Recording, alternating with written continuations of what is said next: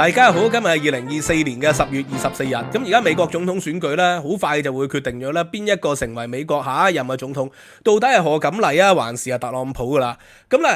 呢個美國嘅內政嚟啦，上兩次嘅選舉咧都話俄國同中國有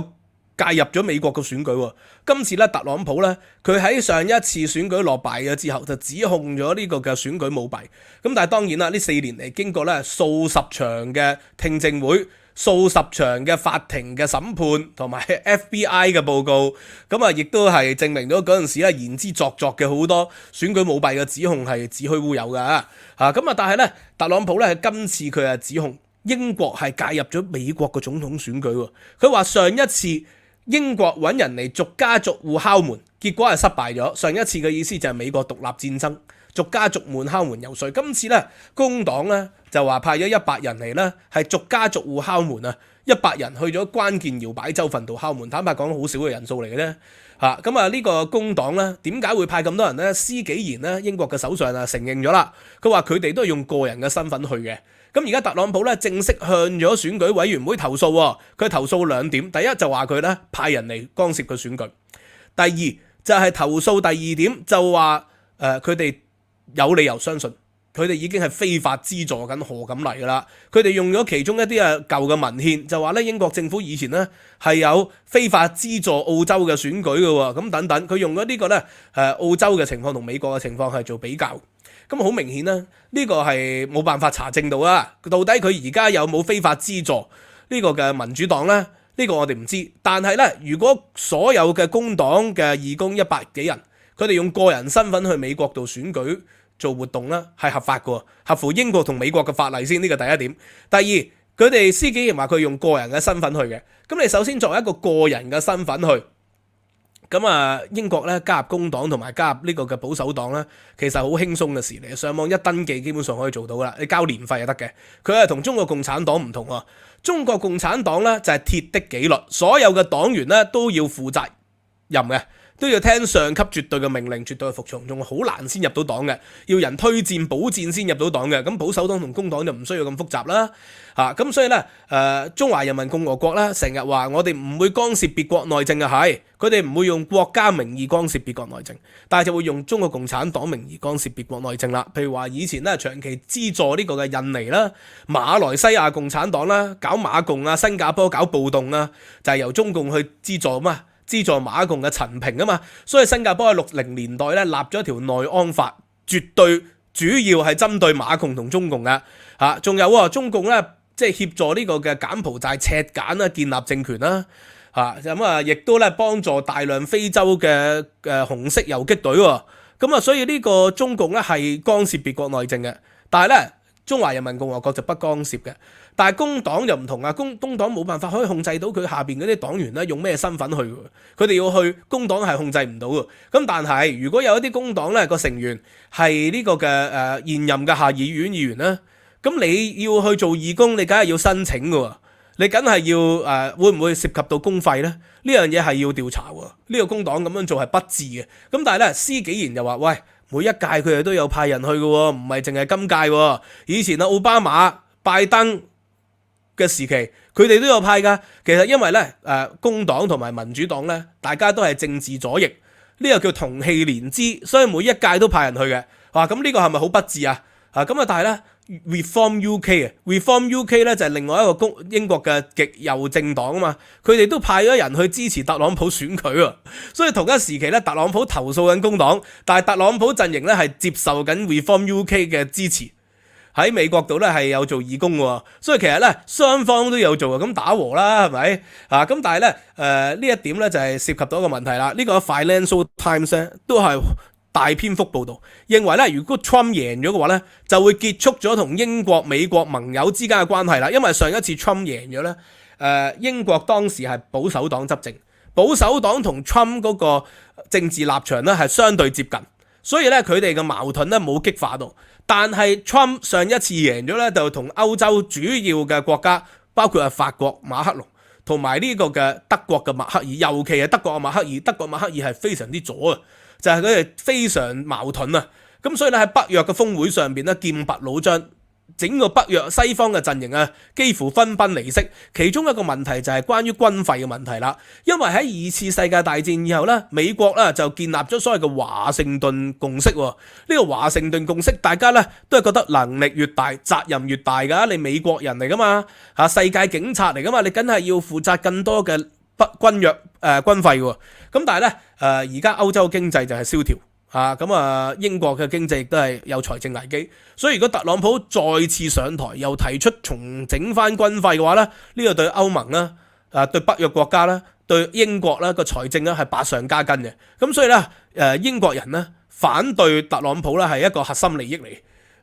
呢個係一個核心利益咧，就喺民調上面咧，喺 YouGovernment 咧個核心利益裏邊就反映到啦。咁而家英國人咧有64%喺民調上咧係支持賀錦麗嘅，得18%咧係支持 Trump 嘅啫。咁有啲人話咁英國左傾啫，英國而家工黨執政嘛，唔係。即使你係呢一個嘅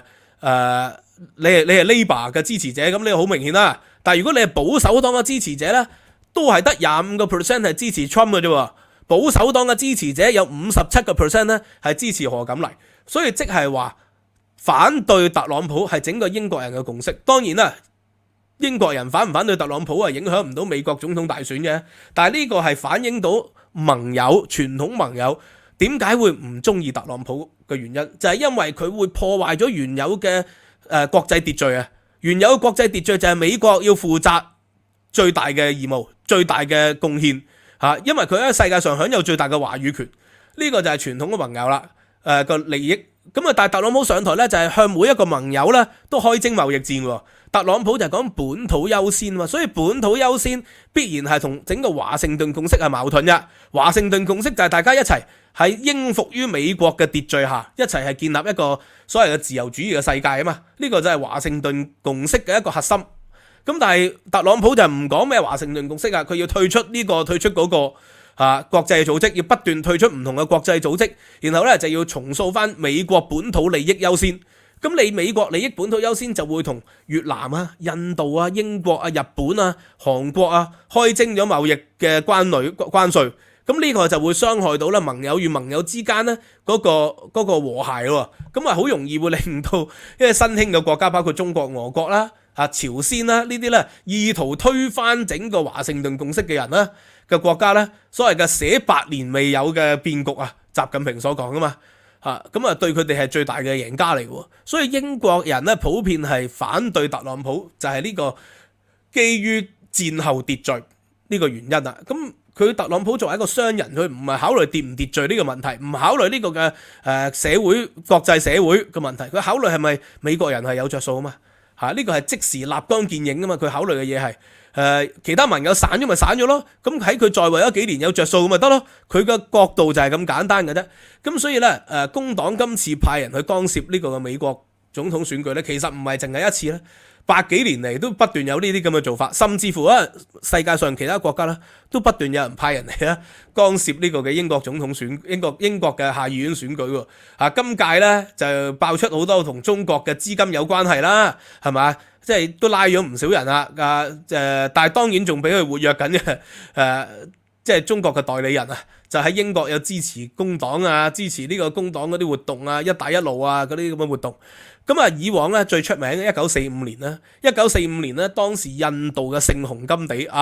就係咧即係去到英國咧，其實係支持呢個嘅工黨嘅艾德禮喎，因為認為艾德禮咧工黨咧左派嘛，同佢咧亦都比較即係密切啦。嗰個思想亦都比較接近啦，比起另外一個人咧就係丘吉爾啦，係更好談判嘅喎，所以聖雄甘地都係干涉過嘅。咁後來咧64年嘅時期咧，呢個贊比亞嘅總統啊，亦都係對於呢個英國嘅總統英國嘅下議院大選啊，亦都有同樣嘅情況嘅喎。咁所以咧歷來咧呢啲外國嘅領導人啊，唔係對其他國家嘅選舉係毫無工作嘅，佢哋都會有甚至乎動員，因為佢哋當地有移民啊嘛，英國有好多印度人噶嘛，咁會動員啲移民啦，用個人嘅身份去助選，幫英國嘅工黨助選喎，印度嘅聖雄甘地佢哋會咁做嘅喎，咁所以呢啲咧就並非新鮮嘅，但特朗普咧就覺得好似呢件事咧就受辱啦，所以咧就喺呢個時候咧就搞呢單新聞出嚟，話要投訴英國、投訴工黨，希望引起一啲嘅注意。挽回一啲嘅聲勢。咁其實呢啲即係慣常嘅做法，每一屆都有英國嘅工黨支持民主黨，保守黨或者今次呢個嘅 Reform UK 就支持咗呢個嘅共和黨。咁而家佢都係接受緊 Reform UK 嘅支持喎。咁所以呢個係並唔算係啲乜嘢。咁但係英國國內嘅民調咧就見到一面倒啦，係即係唔支持特朗普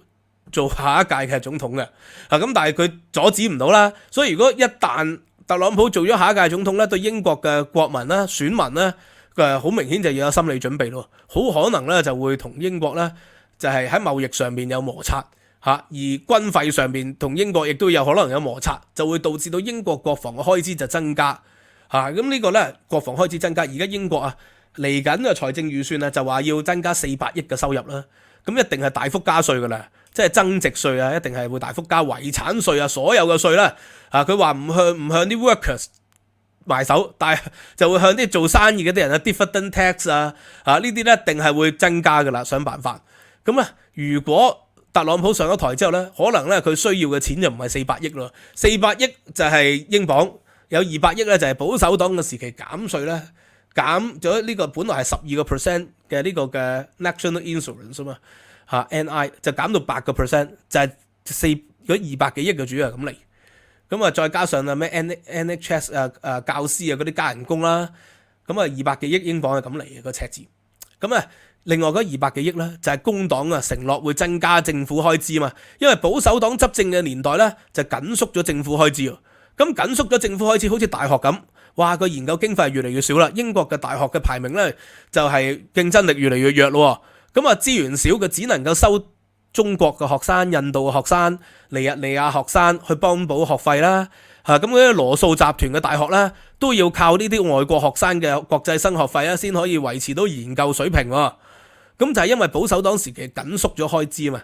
地方政府嘅破產啦，緊縮開支導致到。咁咧工黨就一直詬病，你緊縮開支咪令到英國GDP 唔 growth 咯，唔進步咯，英國嘅科技咪唔進步咯，英國嘅國民生活水平咪唔進步咯，所以佢就認為咧要令到咧英國嘅政府加大投資，各方面都加大投資，地方政府嘅開支可以增加，大學嘅開支可以增加，中小學嘅開支嘅增加，咪創造更多社會財富咯，要搵多200幾億出嚟，就要透過收稅啦。咁如果特朗普再贏咗，咁呢個咧工黨已經好大喜功噶啦嘛。你再贏咗，再要喺軍費同埋貿易上面，再要付出沉重嘅代價，咁令到英國嘅國民咧，肯定係會有更深嘅影響嘅。